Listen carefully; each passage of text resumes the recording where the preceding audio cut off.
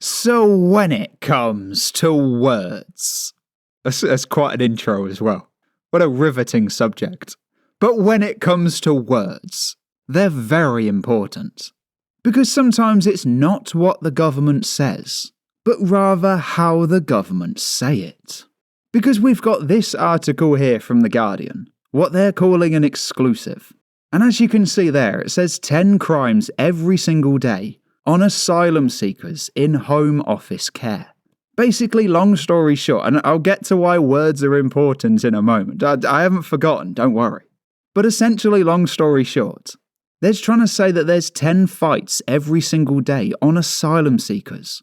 And these are the ones in the Home Office hotels. But what you gotta think to yourself, right? I don't think they've written this headline correctly.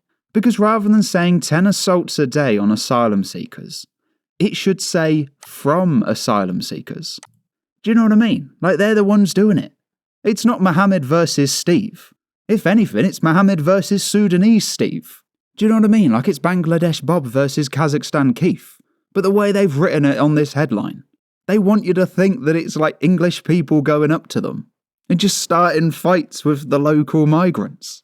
When, like, in reality, that's really not the case. And we all know it as well, but The Guardian is more than happy to post this sort of stuff. Because you must admit, if this was the case, like, there's no two ways about it. You would hear about this every single day. In fact, no, you'd hear about it 10 times per day. There'd be 10 news updates saying, oh, Steve has done this, Dave's done that. Very English Eric has done this. When, like I said, in reality, they're just fighting themselves. So like I said, what the headline should be is that asylum seekers are causing 10 fights per day. But, you know, that to The Guardian, that just doesn't really get their message across.